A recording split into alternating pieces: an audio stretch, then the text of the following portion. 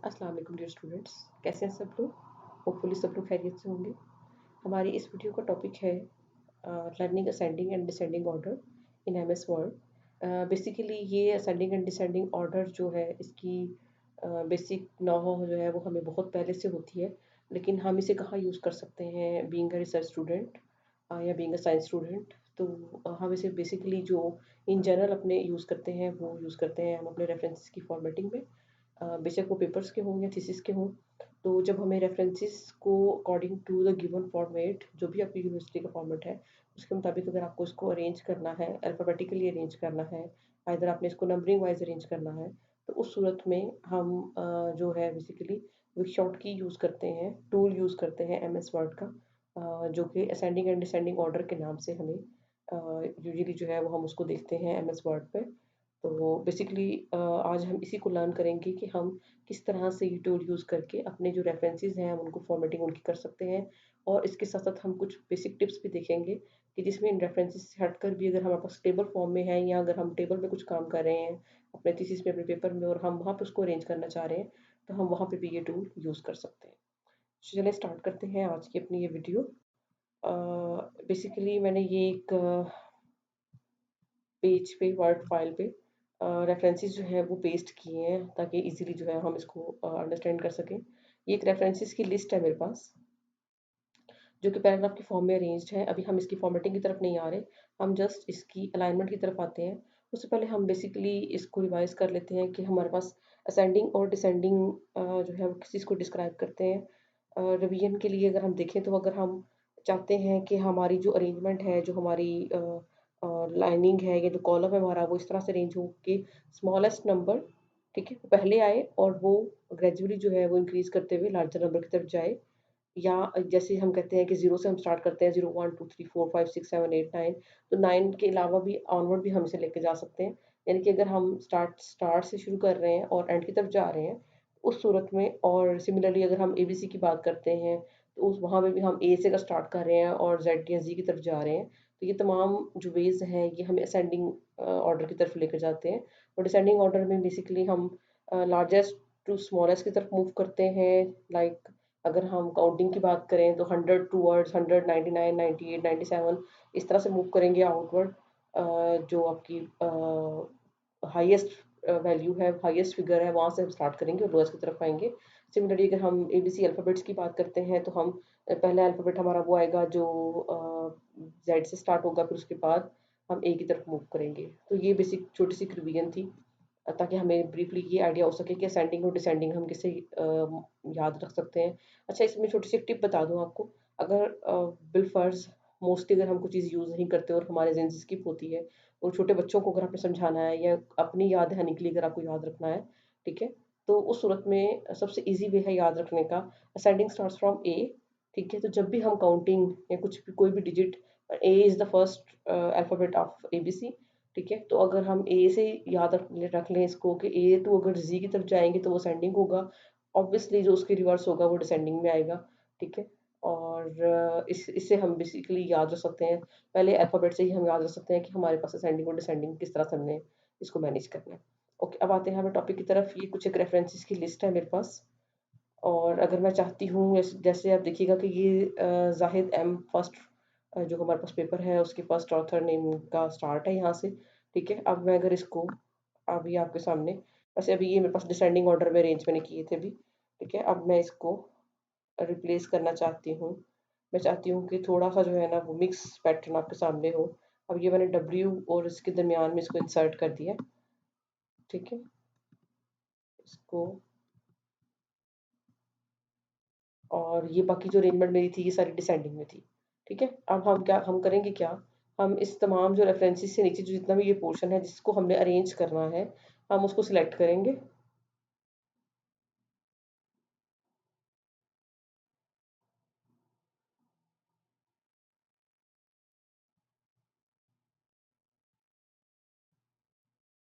ये यहाँ तक मैंने इसको सिलेक्ट कर लिया।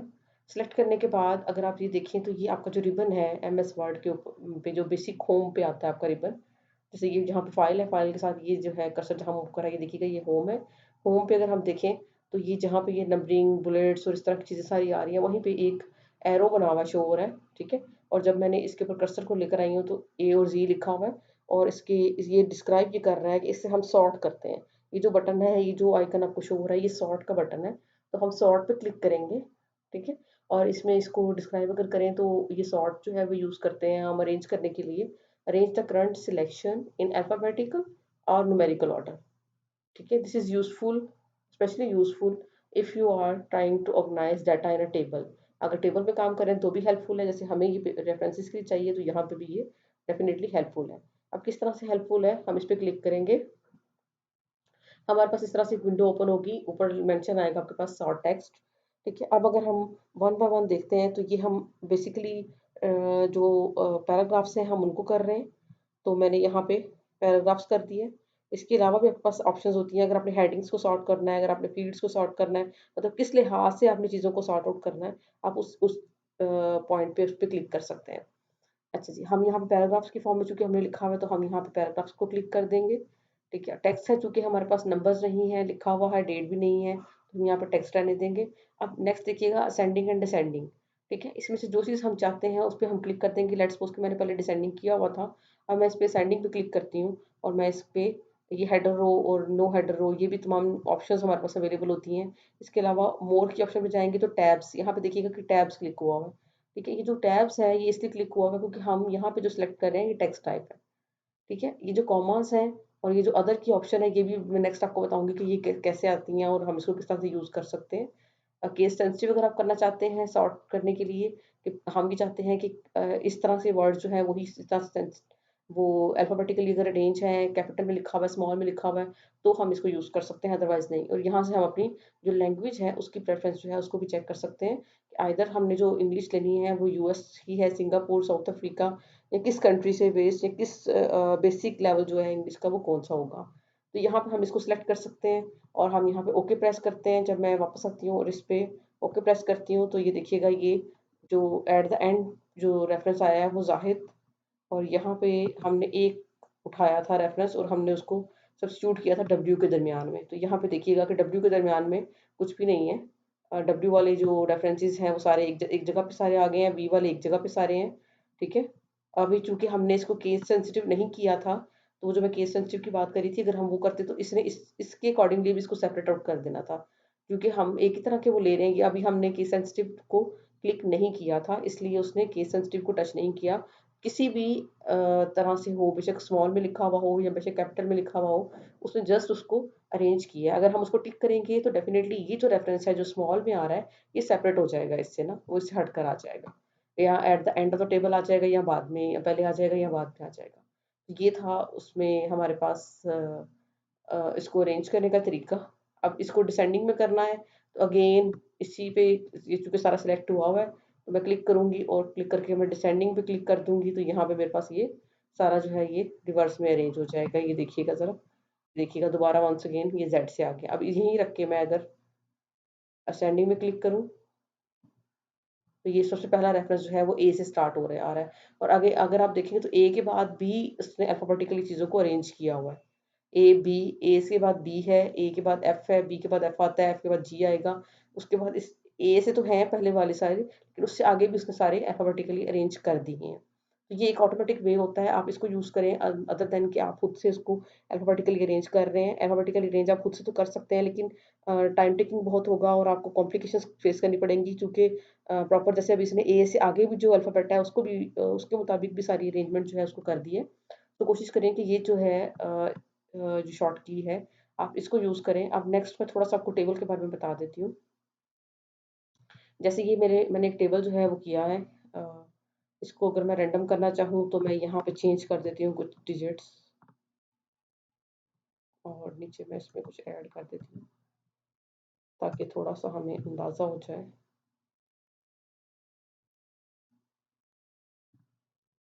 ठीक है, अब ये कुछ वर्ड्स मैंने इस पे टाइप किए थे। ठीक है, अब मैं चाहती हूँ कि मैं इस पहले वाले कॉलम को अरेंज कर लूँ अल्फ़ाबेटिकली असेंडिंग ऑर्डर में या डिसेंडिंग ऑर्डर में, दोनों में से किसी एक में। ठीक है, तो मैं इस पे सेलेक्ट करके अगेन ए टू ज़ी पे क्लिक करूँगी। जब मैं इस पे क्लिक करूँगी तो यहाँ पे सॉर्ट बाय, अब मैंने किसको सॉर्ट करना है, क्योंकि यहाँ पे टेक्स्ट नहीं है इसलिए उसने पैराग्राफ की ऑप्शन नहीं दी। ठीक है, अब मैं कॉलम को सिलेक्ट करूँगी, क्योंकि ये टेबल है तो इसलिए मैं कॉलम 1 को सिलेक्ट करना चाहती हूँ। मैं चाहती हूँ कि कॉलम 1 जो है उसके अकॉर्डिंगली ये अरेंज हो। अब चूँकि कॉलम 1 में नंबर्स थे, इसने यहाँ पे नंबर्स की ऑप्शन दे दी है। नंबर्स के बाद अब हमने इसको पैराग्राफ को यूज़ करते हुए इसको करना है, तो पैराग्राफ ही यहाँ रहेगा। अब असेंडिंग करना चाहती हूँ तो मैं इस पे क्लिक कर दूँगी। तो ये देखिएगा इसने इसी के अकॉर्डिंगली उनको अरेंज कर दिया, और ये देखिएगा ये जो नेक्स्ट कॉलम में जो टर्म्स थी ये भी उसके साथ ही नंबर 5 जहाँ पे था, मैं कंट्रोल जी आपको दिखाती हूँ। 5 ये देखिए नंबर 4 पे था कॉपी के साथ, और जब नेक्स्ट इस पे हमने अप्लाई किया तो ये 5 यहीं पे है और कॉपी उसके सामने ही है। 6 जहाँ पे था, 6 पहले ऊपर था, उसके अकॉर्डिंगली यानी उसको उसने अरेंज कर दिया। अब मैं अगर 2 कॉलम सेलेक्ट करके इसको अरेंज करना चाहती हूँ, मैं चाहती हूँ कि पहला कॉलम और दूसरा कॉलम अलग-अलग से सॉर्ट हो। अभी तो ये जो सॉर्टिंग हुई है ये सारी कॉलम नंबर 1 के हिसाब से हुई है कि कॉलम नंबर 1 के आगे जो भी चीज़ें लिखी हुई थी उसने उसके हिसाब से इसको सॉर्ट आउट कर दी है। लेकिन अगर मैं चाहती हूँ कि कॉलम नंबर 1 अलग तरीके से सॉर्ट हो, कॉलम नंबर 2 अलग तरीके से सॉर्ट आउट हो, ठीक है? तो उस सूरत में मैं इस पे क्लिक करूँगी, पहले वाले पे जाऊँगी, पहले मैं कॉलम 1 की बात करती हूँ। कॉलम 1 में नंबर्स हैं, मैं चाहती हूँ कि नंबर्स जो हैं वो डिसेंडिंग ऑर्डर में अरेंज हो। ठीक है। नंबर 2 पे मेरे पास कॉलम नंबर 2 है। कॉलम नंबर 2 में चूंकि टेक्स्ट था लिखा हुआ, इसलिए यहाँ पे ये टेक्स्ट आ गया। ठीक है, और ये मैं चाहती हूँ कि ये असेंडिंग ऑर्डर में अरेंज हो। ठीक है, तो मैं इस पे क्लिक करूंगी। अब ये आपके पास डिसेंडिंग ऑर्डर आ गया, और ये हमारे पास जो है असेंडिंग ऑर्डर में ये जो चीज़ें हैं उसके अकॉर्डिंगली जहाँ पे है उसने उसको अरेंज किया। ठीक है, इस तरह से हम जो टर्म्स हैं उनको अरेंज कर सकते हैं अपने पास, और इनको यूज़ कर सकते हैं, अपनी जो हेल्प ले सकते हैं इसको थीसिस राइट अप में या अपने टेबल्स को अरेंज करने में। ये जो जितने भी इसमें ऑप्शंस हैं ये one by one, third option भी हम यूज़ कर सकते हैं अगर हम थर्ड कॉलम चूज़ करते हैं उसमें कुछ लिखते हैं। इसके अलावा ये जो ये ऑप्शन आ रही थी, अब ये देखिएगा कि हमने ज़्यादा सारे कॉलम सेलेक्ट किए हैं तो यहाँ पे टैब्स की बजाय कॉमर्स की ऑप्शन आ रही है। ठीक है, इसका मतलब है कि हम जो कॉलम यूज़ कर रहे हैं उनकी सेपरेशन जो है वो टैब वाइज अब अरेंज नहीं हुई हुई। यूजुअली जो टेबल में इस तरह से यूज़ करते हैं वो कॉलम वाइज होती है। लैंग्वेज हम चूज़ कर सकते हैं, केस सिस्टम की ऑप्शन हम चूज़ कर सकते हैं। इनको यूज़ करते हुए हम अपने जो रेफरेंसेस हैं उनको अरेंज कर सकते हैं, अपने टेबल्स को अरेंज कर सकते हैं, ताकि एक ही क्लिक पे हमारे जितने भी रेफरेंसेस हैं वो सारे अल्फाबेटिकली अरेंज हो जाएँ और उसमें किसी भी तरह की एम्बिग्यूटी ना रहे कि कोई कौन-सा रेफरेंस पहले आना था, कौन-सा रेफरेंस जो है वो बाद में आना था। सो होपफुली ये वीडियो आपके लिए हेल्पफुल साबित होगी, और आप जो है इसको यूज़ करते हुए आप अपने रेफरेंसेस हैं आइदर वो आपके पेपर्स के लिए यूज़ होने हैं या आपके थीसिस के लिए यूज़ होने हैं, आप उनको अच्छे वे में आप उनको यूज़ कर सकते हैं और ईज़ी और टाइम सेविंग वे में आप इसको यूज़ कर सकते हैं। अपने फ्रेंड्स से शेयर कीजिएगा इसको, और अपना ख़्याल रखिएगा। एक नई वीडियो के साथ कल मिलेंगे इंशाल्लाह। अल्लाह हाफ़िज़।